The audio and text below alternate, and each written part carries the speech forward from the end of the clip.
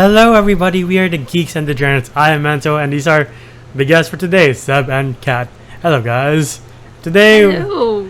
we talk about the show that I've been told to watch a lot of times throughout the years. Which By is these two motherfuckers. which is Vox Machina in general. Now we're talking about season 3. Before we get started, for the audience watching, how did you two get to know Vox or like Critical Role in general? You start, Seb, because it... Oh, wait. Really? Fucking me? Okay. Oh, wait. Her. She got me into it. I knew of Critical Role because I was one of those people who played Overwatch. Remember when Overwatch is the thing, guys? Yeah, so I played Overwatch, which is how I got to know Matt Mercer. Because, you know, Matt Mercer's McCree. Don't ask him to say the line, please. He hates it. And I heard eventually that, like, oh, did you know that Matt Mercer was married to Marisha Ray? Which is weird because, like, I watched Superpower Beatdown, right? And, like, we know Marisha Ray from Superpower Beatdown. And then, like, some people were like, did you know that Matt Mercer plays Dungeons and Dragons really well? And I'm like, I don't know what that means. I don't know what playing Dungeons and Dragons really well means. So, like, I knew of Critical Role from a very third-hand perspective that way. And then, you know, it was like, hey, let's check out this Dungeons and Dragons show called The Legend of Vox Machina. And I'm like, okay. Yeah, I found out about it through a DM, which is funny because the D&D game I was playing was also with a couple of voice actors here in the Philippines, aspiring voice actors. So they were really hyped for Vox Machina, and then some of them were even they were like, what do you call those? They're Watch streaming parties? it. Yeah, they were having watch parties on Discord. Seb and I didn't get to join them, but like once the opportunity came back, like, hey, let's check this out. This was around the time Seb and I also started playing more D&D. But I'd like to think, like, I started liking the show and stuff. Seb was the one who really went hard on, like, actually going on YouTube, watching Geeks and Sundries, actually checking out their campaigns on, like, actually watching the campaigns.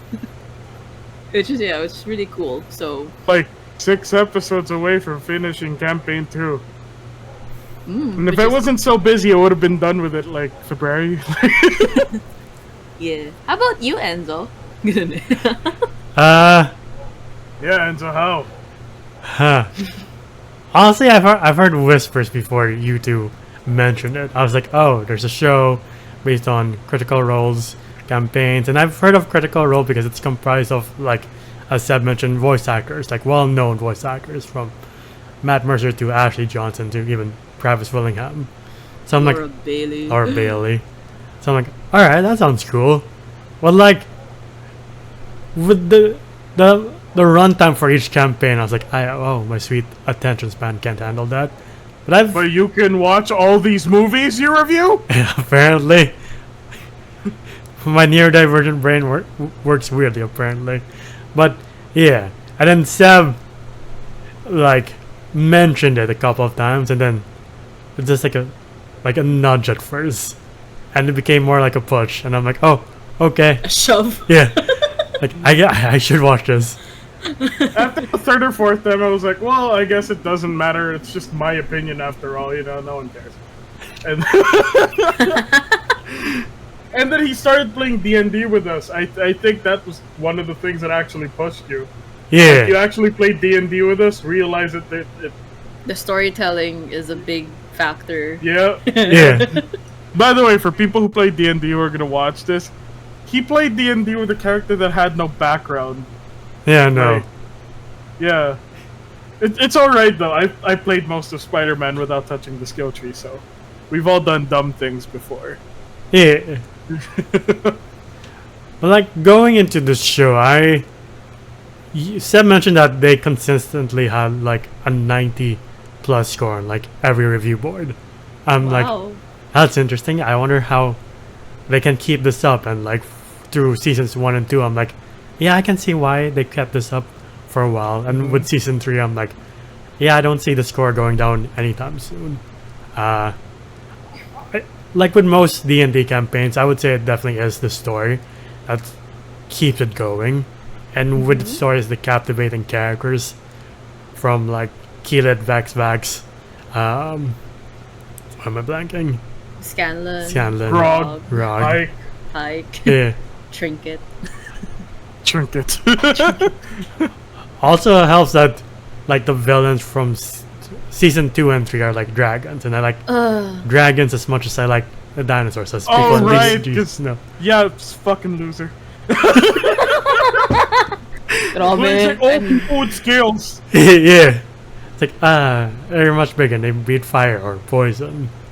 But yeah, it's quite impressive how they've kept up with the story and the animation and how they've kept the story going. And I'm glad they got picked up for season 4, even though it's kind of a no-brainer situation. Like, why would you stop this train when it's going so well? Interesting that they thought they wouldn't get renewed for a season 4 because they have Mighty Nine in the works Yeah, right now. campaign 2 is in the works. Yep. It's like there's an animatic for it. So like, can you imagine Amazon like having already invested in the second show, and you're like, you know what? We're not doing Vox. We're not finishing Vox. Yeah. I mean, it's not like other streaming services where they're like, they cancel something promising after like 2 seasons and you're like, but I'm not finished. Oh well. Yeah, they're definitely not doing the Netflix model. Yeah. For all the problems people may have with Prime as a company, like Amazon Prime, not Prime the beverage. Like Prime has a tendency to make some really good shows. Yeah. Like Invincible comes from this place. Like, Yeah. if you like the Lord of the Rings stuff, which I don't know anything about, like it's there too, and Yeah. they really push the envelope. Like they do not back up on the violence and the sex and the like. Whatever the story is what you'll get, and Prime's really good at delivering in that regard. Yeah. And like, I do like the chemistry between like Vex and Keelet and Vax and Vex and Keelet. Keelet? Never mind. Oh, Vex and Keelet. Yo, Vex and Keelet just fucking hating each other in season 1. Yeah.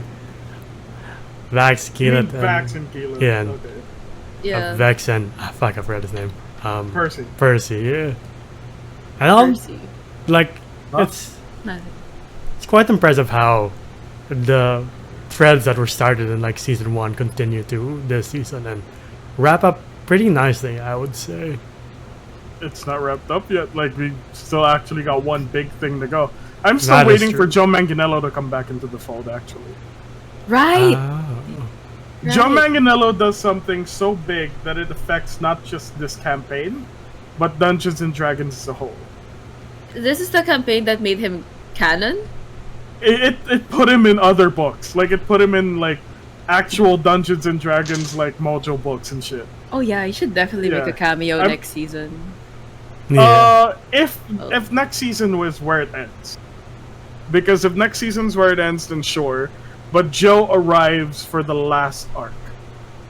And he arrives as, you're gonna love this, a Dragonborn Paladin. His name is Archon the Cruel. And this is not the spoiler, because anyone who's known Joe Manganiello to play any D&D game, he only plays as Archon. Okay. So, yeah. Archon's a badass. He's the only reason why I'd maybe consider playing a paladin at some point. Oh Yeah. Yeah. god. It's also quite like, I don't know if this is going to be a thing for each like storyline, but like I find it interesting that they kill off at least 1 or 2 main party members per season. Oh. Yeah. I mean, such is like the course of playing a D&D game. You can't always guarantee your character's gonna survive or not. I mean, it's not in the Amazon show, but I don't know if Enzo knows. Like, do you know Keyleth? I think Keyleth was the first one to die, right? No. Yeah. Yeah. No. In the campaign, who was the first no. one? Outside of Vox, like outside of the show. No, I thought it because was like Keyleth. I don't know how much of a spoiler this is, but every member has died at least once. Like there's not a single member of the campaign who hasn't at least died once. In the show, the first one to die was Vex. Vex. Yeah, it's Vex. No, I mean she I'm was talking straight dead. about like I think it I'm may have talking been about, like- Vex. it was Vex. It may have been Vex, but then like everyone starts dropping at some point. I think Grog. No, Grog was 1 HP after Thordak. Because No, like I when just meant. Oh, go lang. yeah, when he did that final strike on Thordak, he actually took a ton of damage, like a fall damage, because he fell from the sky. But I think it was Vex, and then everyone just had their own death moment. So when did the goldfish thing happen? I think it was after everybody else. I think she was the last.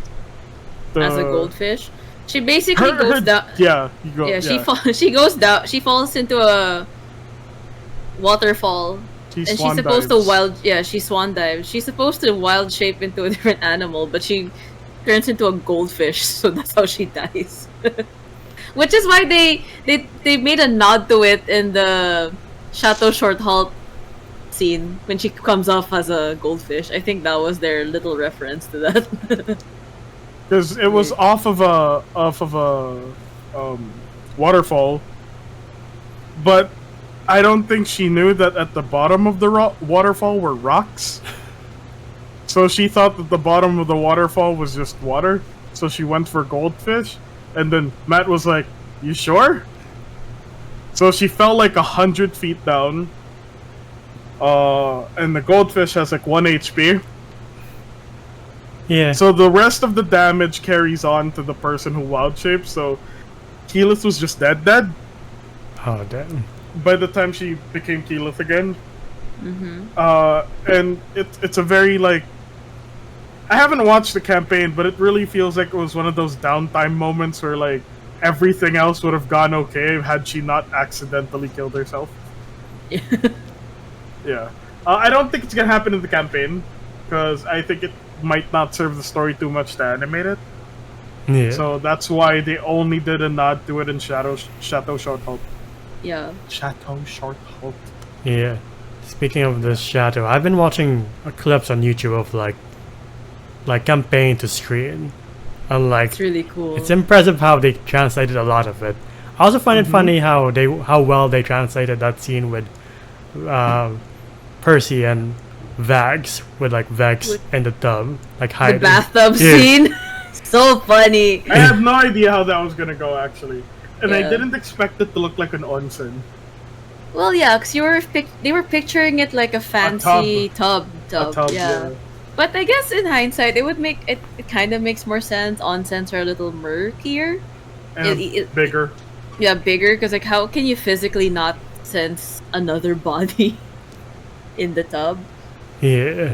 I was so looking forward to the bathtub scene just because Laura is so unhinged. Yeah, because that was her idea. Yeah, she just randomly did it in the Yeah, she just campaign. yes ended it from Taliesin saying things like, "I'm working on something." Yeah. Like that was when she was like, yeah, and then decided to do that. Just so you know, this entire thing, if you're watching this and you don't know Vox, all of this is improv material. Like all of the content they're getting is just from a bunch of the stuff they made up on the spot. Yeah. She's so good. Yeah. It's quite cool to see it translated well. Right? On Yeah, screen. I love seeing those content where they split screen it from the what's happening in the campaign versus how Yeah. they translate it into the show. Oh Yeah. my gosh. Yeah. I love the Chateau Short Halt scene actually, because like, the spell is called Mordenkainen's Mansion, I think. It's Okay. I forgot what level it is, but like there will be another mansion in campaign 2 created by Caleb. Okay. And leave it to Scanlan to turn this into a full musical number where everyone actually sings a little bit. Mm-hmm. It made it really fun. It made it really fun. I know of Scanlan's mansion. Like, the only thing I know is that the servants only serve chicken. Like, yeah. In the campaign, it didn't, no? Like, Yeah, in the yeah. campaign, it was, they were serving food. Yeah. Grog even kills some of the ghosts. Because he thought Oh, he yeah. thought they were ghosts. Yeah, yeah. Yeah. This is what happens when you have an int of 6. Yeah. Int of 6 is hard, bro. There are a lot of moments that felt like they got to be so big because the threads that were started way before continued. Like what? Like with season 2, like we all knew at some point they would fight all the dragons, and here the battle between like that demon from hell and the snow dragon was quite impressive to see. Like all their encounters with the dragons I thoroughly enjoyed. Like snow dragon and ultimately Thordak. I really I'm glad that they were able to finish Lance Reddick's lines for Thordak too, because he's such an impressive villain. Like one of the standouts for sure. Yeah. Lance Riddick was really great at his role. David Tennant was also really good. Yeah. Is it Umbrasil, or did he have a different name? Wasn't Umbrasil Matt He's the Mercer? Lightning Dragon. Yeah. Oh, I forgot his name. But the Lightning Dragon's David Tennant. So he didn't have a long stint, but he was really good in his role. All the dragons were very well acted, actually.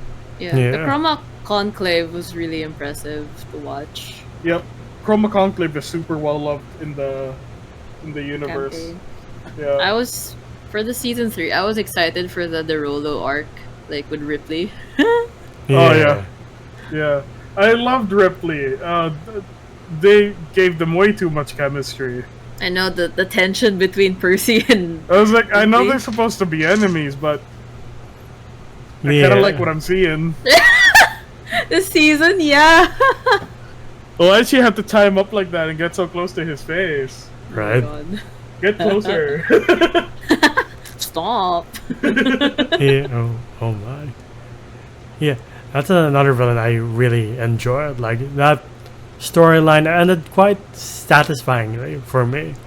Like the fact that Vex got to finish her off was quite Oh, sweet.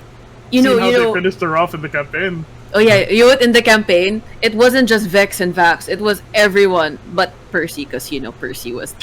But like, it was so bad. Like, how Vex did it in the show is the same from how she did it in the campaign. But, for example, Vax used his knife and dislocated her metal arm.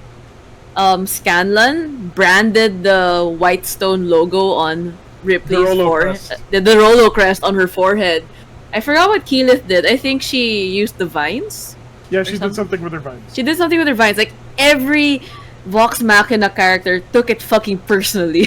It And was, like, it was a gangbang, for lack of a better term. oh my god. Yeah. No, like gangbang in the fatal sense, not the sexual sense. Yeah. Yeah. I mean, the last few episodes had like, can I argue, like, it has like the most change-wise? It is the most change that some people might find disappointing. Yeah. Like, Yeah. Enzo, you'll know this. Scanlan was about to have a different. Well, in the campaign, it took a different, sadder route. Where, if you remember in this series, he was torn between leaving to reunite with his daughter. Daughter, not Daughter. girlfriend. Yeah. I heard it come out of my mouth. I was like, no. Scanlan Haley. already made that mistake in season 2. Yeah, I know. My bad. Yeah. One big difference is that here Pike was around. Like, when they were doing the campaign, Ashley was busy. And then what Oh, happened this was is a cycle, by the way. Ashley's busy a lot. yeah. Like, you'll probably notice by campaign 2, Yasha is weirdly absent. Ashley's second character. For the same reason. Like, Ashley got busy filming an actual show. But yeah, yeah. Pike so was here. Pike was here, and Pike was a big help in helping Scanlan process the things in season 3. Whereas in the campaign, he just started to feel like he wasn't important, to the point that we had one of the best monologues in the campaign called The Bard's Lament. I think the episode was also called Bard's It was called Bard's Lament. So when we saw the title, we were like, oh no, shit's about to go down. This is the speech where Scanlan essentially goes, fuck it, I'm out. Okay. Yeah. So for it not to happen was like, oh. In hindsight, it makes sense because he didn't really have a very definitive reason to want to leave in that manner. And so, like, he was absent. Like, as compared to, like, the rest of the party, Scanlan was, like, here in the way Pike wasn't in the campaign. Yeah. He, like, not a lot was super put onto Scanlan's shoulders. And I could be wrong about this. I haven't watched the campaign in full because of the first 27 episodes. If you know, you know. Yeah. But Pike, no, sorry, Scanlan was also on drugs, I think. So on top of all of this, he had a spice problem. Apparently, there's also a drug here called spice. So Yeah, doesn't that Matt could have Mercer have contributed. a spice? They had a spice joke in the show with Matt Mercer being like, spice? Oh, it's a spice. Spice? Yeah, so there were a lot of things plaguing Scanlan at the time. And also Scanlan was, I guess because of the lack of the heart-to-hearts with Pike, kept a lot of shit in, which led to Bard's Lament. But hey, there are certain theories, and I'll tell you guys which one right now, about why Bard's Lament did not happen. As you guys know, we did not know whether Season 4 was going to happen. Yeah. There was another thing that people didn't know at the time. Sam Riegel had cancer. So Sam Riegel is the voice of Scanlan. Yes, he is the To voice of those who don't know. Scanlan. And also the director of quite a few episodes. Okay. So they didn't know, like, one of the songs, specifically the one about Kaylee, that song was recorded a day before he went under the knife to get surgery for the tonsil cancer he had. Fun fact, he had to relearn how to speak. So this wasn't nothing to Sam. Like, if he couldn't come back to Critical Role, he might not even be able to get back to voice acting. Yeah. Luckily, things got better. He was able to recover. But yes, at the time, It was they had to scary. worry about a couple of things. Like, production issues, like not knowing whether this will be the last season of Vox or not. And production issues in the sense that they could not guarantee whether we would have Sam Riegel after season 3. Which is really rough. When I found out about it the way a lot of other Critical Role fans did through their YouTube, posting it after Sam posted. went into remission already. Yeah, like he he was okay already now. in remission. But still, the shock is really... Yeah, I wasn't all right for a whole day when I saw that. I cried a little when you told me. Yeah. For some of you, like, who are the uninitiated to this, Sam matters a lot to Critical Role fans. And I'm not just talking about this. I'm not talking about Scanlan. For those who watch, I'm not just talking about like, Sam is the heart and soul of every campaign he joins. And if he delivers laughs, he delivers just as many tears. And it will be a really, really, really sad day on Earth the day we lose Sam Riegel. Hopefully we never do. Knock on all the wood. Not a superstitious man, but I did knock on wood there. And yeah, this is one of the many things plaguing Vox around Season 3. It even affected their campaigns, removing Sam Riegel for months, actually, like several months. Only coming back during their latest live show. And, you know, like, I understand why we didn't get Bard's Lament. Yeah. It makes sense to the story, how it was written for Season 3. Yeah. Yeah. TR was struggling Like the people in CR were struggling with what was happening to Sam. Sam was also evidently struggling. The fact that he was able to finish the season is a miracle. Yeah. Hopefully he could still sing. Hopefully. Like we don't know actually if he could sing. His voice has gotten lower. For you guys who don't watch campaigns, his voice has gotten a little bit lower. He's currently playing a Minotaur character who doesn't require him to really vocally stretch too much. Campaign 3. But Yeah, campaign 3. I just remembered the name. But yeah, a lot was happening here, and it affects you a lot greater when you know what's happening within CR. And you also know that like Vox is not just a concept picked up by Amazon. Yeah. Like, little fun fact for those who don't know, like, this was completely funded through Kickstarter at the beginning. Yeah. They were only supposed to do one season, and then it became the most one of the quickest funded projects in Kickstarter history. I mean, All I feel right. like if they didn't renew a season, I feel like the fans would The fans riot would fund it. again. Yeah, they would fund it with. The fans We would pay would for fucking fan. Yeah. Yeah. Like, you see that? The critical role stuff. it. Yeah. Critical role stuff. Critical Role stuff. We will ride with critical role to dawn. Critical Role stuff. I have another dice set. Wala lang. It's not just like, Critical Role, but I have my first dice set ever. oh my gosh, I'm so happy for you. Yeah. Took you fucking long enough. I don't know, right? But yeah, one of the many reasons I was kicking myself for not starting this sooner was like the end of season 3 with the huge battle. I was like, I don't know why I didn't start myself sooner on this. I like large battles. I like it when large armies hunt or try to destroy Sword something. acting? Yeah. You know, weirdly enough, there was a lot of change in that too. Really? Yeah, because what's his name? Handsome dude with the tiefling.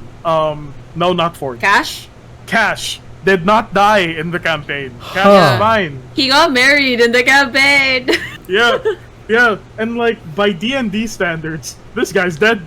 Like, Yeah. if you see someone mushed, if you see someone get pureed in D&D, that usually means you can't bring him back. Yeah, there's no revivifying that. Yeah, so when I saw him get stepped on, I was like, can someone do something with that? I mean, which Can we is bring him great. back? At least you know if you're gonna watch the show compared to watching the campaign, you It's a still don't different really know what you're gonna get. Yeah. Yeah. Yeah. I it's a very came in- different experience. I came in having a general idea what was happening. I'm just like looking forward to certain scenes, like the bathtub scene, and then you get like a new direction, which is like, for example, Bard's Lament, or like how specific Ripley dies, and all that Yeah. stuff. It's just so interesting. Like, thank you, Vox Machina, or like Critical Role, for always giving us like new perspectives. Great storytelling, regardless of how things were tweaked. Uh-huh. So good. I didn't hate it. I was a little disappointed to not get Bard's Lament, but after getting the possible reason as to why I didn't get Bard's Lament, I was like, I forgive you, it's okay.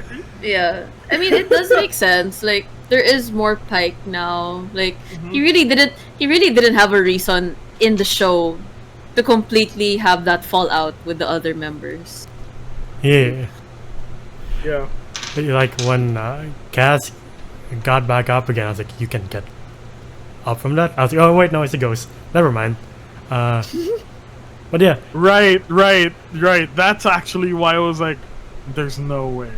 Yeah. There's no way. And then I saw, I was like, oh, that really sucks. Isn't he alive though? Like, checks Wikipedia. Yeah, he's alive. What the fuck? So when I saw him down, I was like, God damn, do they hate this guy? Because like this is one of their friends. Like all of these NPCs are their friends. Most of the NPCs should be voiced by Matt. Like Yeah. Kima, the one Stephanie Beatriz is voicing. Hmm. Kima is her name, right? Yeah. Yeah, that was voiced by Matt. Allura Visorian, Is that her name? Yeah, Vysoren? Allura. Yeah. Just That was also Matt. Like I mean, most it's of these characters are Matt. Yeah, he's a DM, so he has to voice most of the NPCs. Yep. Unless they have a celebrity guest join in. Yes. Oh. There was some like Keeper Yenin that was completely changed. Yenin in the campaign was a man. Keeper Yenin is a woman. In the show. In the show, yeah. Huh. Yeah. Okay. Interesting. So, like, yeah. They take a lot of creative liberties, but it's always really comforting knowing that, like, you know, the ones taking creative liberties are the same people who made the characters. So yeah, you can show how the care. Yeah. And you know, like the writers are also really good. Like, do you know who's co-writing a lot of the show? Travis, Sam. Like, No, not just Marisha. Vox members. The people brought in who are actual like writers. Mark Bernardin. Oh, Is one of the main people. Yeah. Shit. Damn, Yeah, that's he's cool. one of the fucking writers. And you know how good Mark is, right? Like, Yeah. you've seen him with Kevin Smith. Like, Mark carries a good amount of like the scenes that you'll remember from Batman on Batman. Yeah. So when I heard that Mark Bernardin might have been one of the bigger selling points to me of the show when I watched it. When I was being convinced to watch it. So like the show's in such good hands, and Titmouse is such a good animation studio. Yeah. Like especially if you're watching it season 1, like you will be impressed with how good this animation is, and it's as niche as you can get. Like I completely get how people don't have the time to check out Vox Machina, and as a campaign or CR as a YouTube entity, because 4 hours is a lot of most people's day, and I get that. But you also wouldn't say this doesn't keep up with the best of animation. Like, you wouldn't say that this is worse than like Young Justice. You wouldn't say that this isn't better, like this isn't at the same level as all the Bruce Timm DC stuff, or like Star Wars Rebels or Clone Wars. Like, it's on that level, but it's from a property that's several times smaller than those things. Yeah. Like, you wouldn't have thought that like Vox Machina as well. Like, you should see it on a really big, nice TV that can handle 60 FPS. Man, does it look good in 60 FPS? It's crazy. Like, the bigger monitor, the better. And also like just the best professionals in the business. Yeah. You know, Cyborg is the king. The voice of Tal'Dorei. Cyborg. Well, the Yeah. former king. Well, yeah. So I don't know how spoilery this next question I'll ask is, because I'm curious. Like, at the end we see some like cult with some god. Is that in any way tied to Vax's fate, or is that too? Oh, the Maven. No, the not Raven? Vax's fate. Oh, okay. Vax's general existence is tied to Vax's fate. Oh, okay. Like, you know what his deal is, but this isn't Vax centered. It's Oh, okay. something else. Okay. I know what it is, though. I know what it is. Okay. So I'd say, generally speaking, that this season at least has continued with the overall great quality of the show, and like I can't wait. I hope there's like a few more seasons down the road, but I'm sure they might. It feels like they would wrap up soon. It seems as though there's gonna be a full universe. Okay. Because The we fact that- might, yeah. Yeah, The the fact fact that- that we have season 2, Mighty Nine. It happens in the same universe, just roughly 20 years after Yeah. the events of Vox Machina. Yeah. Even in season 3, like that scene with the Tiefling, what's his name? The one Pike fought in Hell. Oh, Xerxes. Xerxes, thank you. His backstory, the one with the stained glass art, very beautiful by the way. That was another campaign called the Calamity. Oh, okay. So- EXU Calamity. So season 3, they are sort of throwing Easter eggs there that may or may not, maybe potentially have a spin-off. They are open to having Calamity happen, which is really cool. Calamity was a limited series of 4 episodes depicting the gods. events of what is called the Calamity. which is actually DM'd by Brennan Lee Mulligan of College Humor and Dropout, Oh. who's an cool. equally genius DM. DM. To me, several times more terrifying to be DM'd by than Matt Mercer. If I had to pick between the two, I would rather get DM'd by Matt because I'm scared of Brennan. But yeah, it's just really fun. Like Yeah, at least they have options, and again, I'm one of those critters that will happily fund in any way I can to Yep. make these things happen. I think it's season one, at least season one, that there were actual fans that were listed as executive producers. Yeah, they were. Because if you did fund the Kickstarter, you would be credited as an executive producer. That's so cool. I'm happy for those critters. And I think those same people were flown out to watch the Wow. first episode or season. Yeah, mean, but like to be fair, some of these people donated $20,000, Yeah, like that kind of money. So, yeah, like the Critical Role like fan base is absolutely nuts. Like incredibly dedicated people. Like they give like the BTS army a run for their money. But don't tell them I said that. I mean, it's going up on YouTube, so I'll yeah. take that heat. All right. Aw. Anything else to add before we wrap this up? I love Grog so much. He was so funny this season. I mean, he's always funny, but Yeah. he was extra. What's the gauze? Oh yeah. Grog Or was the- it was very baby girl in this. He's very baby girl this season. Even when Pike left him with Scanlan, don't move. Yeah. Mikey. He didn't move for like 8 hours. Oh, speaking of not necessarily Grog, you know that scene when Grog was asking little kids where have they seen people with guns? Yeah. Yeah, you remember that? Dude, that was Travis and Laura's son voice acting. That's his first Oh, voice acting role. that's It's so cool. cute! By the way, Travis and Laura have the best kid name in all of history. That kid's name is Ronan. Willingham. Nice. Oh, His shit. name is Ronan Willingham.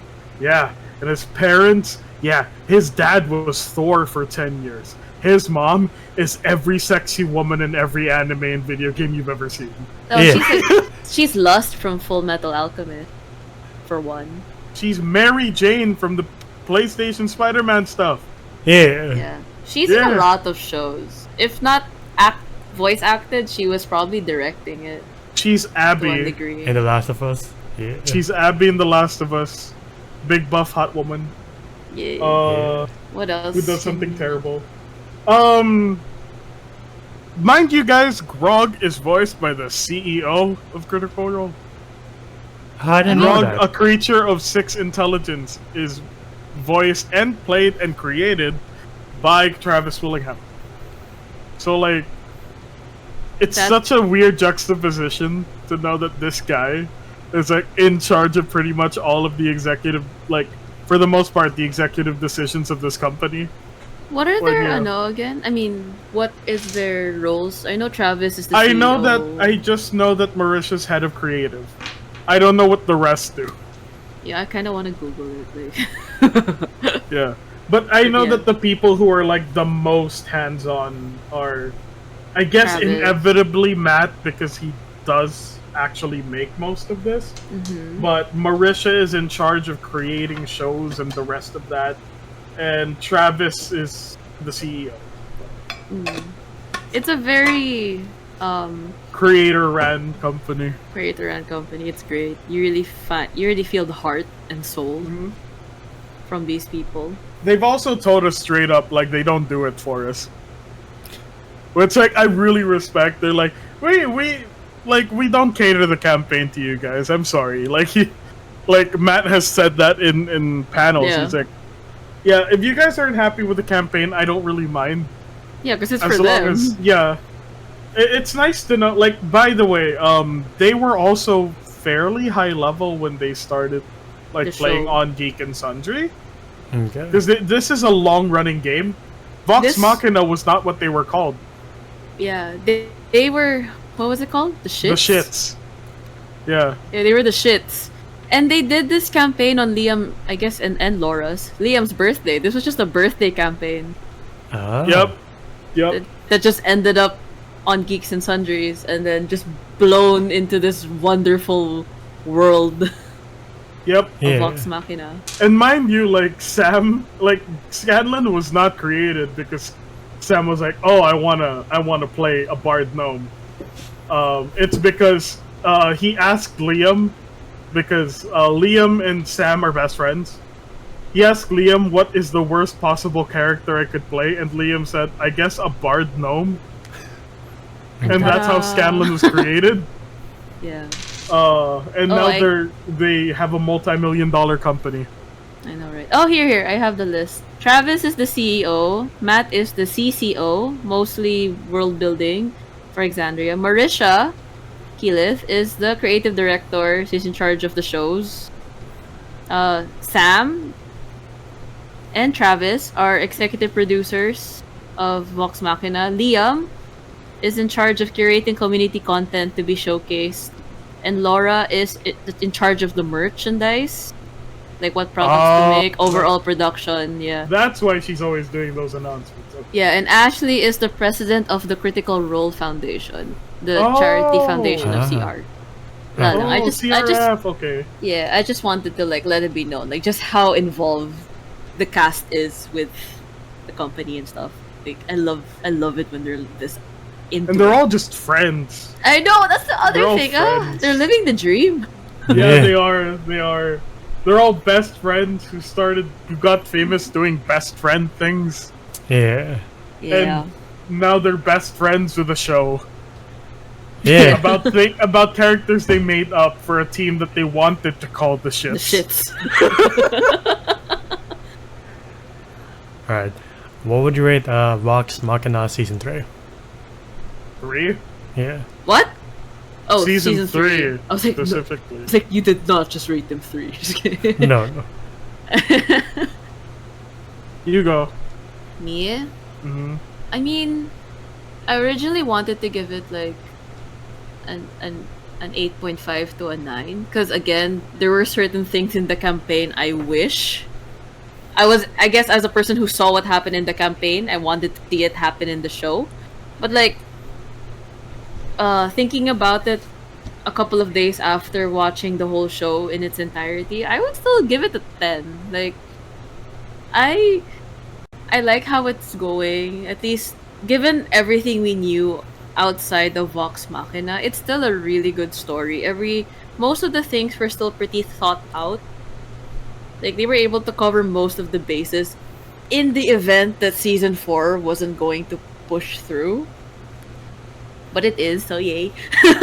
But yeah, I mean, it's a pretty good season ender. We were able to knock off a lot of the story arcs. So I don't know. I just love Vox Machina. They can't do wrong in my eyes. So I'll give it like a 9 to 10 rating. Okay. A 9 to 10. Mighty 9. Which one is it? 5. Okay. There. Much. How about you guys? Uh. Yeah, how about Do you, you want me to Enzo? go first, or do you want to go first? You can go first, Seb. Why don't?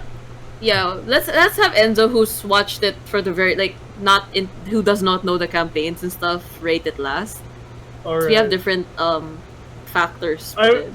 I would have given it a 10 because I'm a mark for these guys. We love them so Like, dude, I happily go like besides seeing my sister in person, which is In not Australia. something that happens for me. We're in I the go to Philippines. Australia because they have an Australian store there, and I'm just like, hey, out there, can you clean out the Australian Critical Role store for me?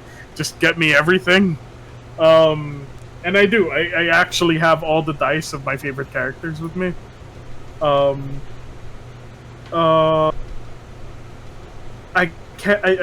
don't know how to feel about Cash being dead.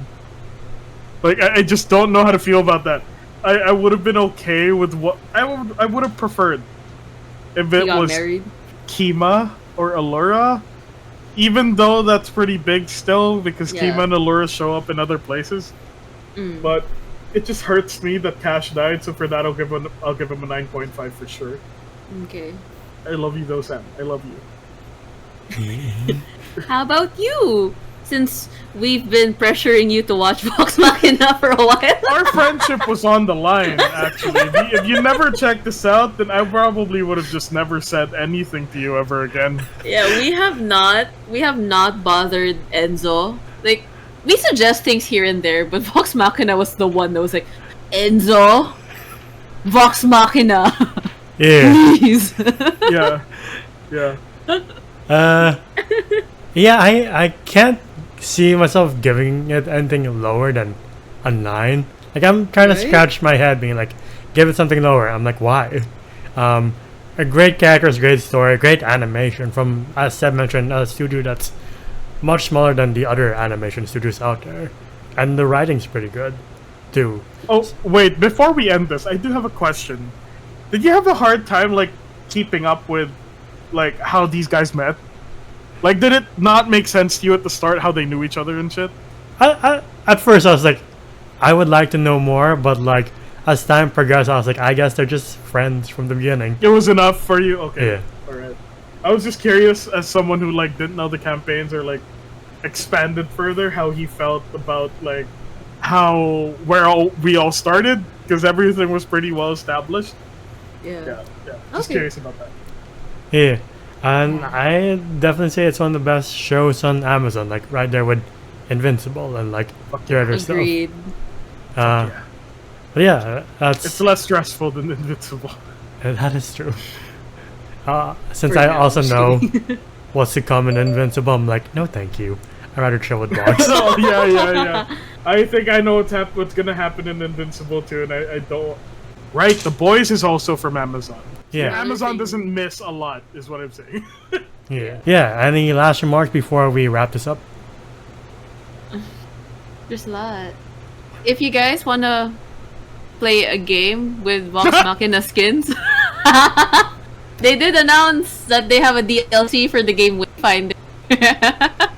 Wayfinder, for those. Wayfinder, yeah, it's on Steam. Your mic got cut a little bit. Oh, thank you. It's called Wayfinder. It's really fun. All It's right. really fun. It's turned into a problem for him. I don't know. I'm just excited for Mighty Nine. I am too. I mean, if you guys who are watching this can afford it, they do have live shows happening next year. Yeah. I don't know. Maybe I'll cash advance.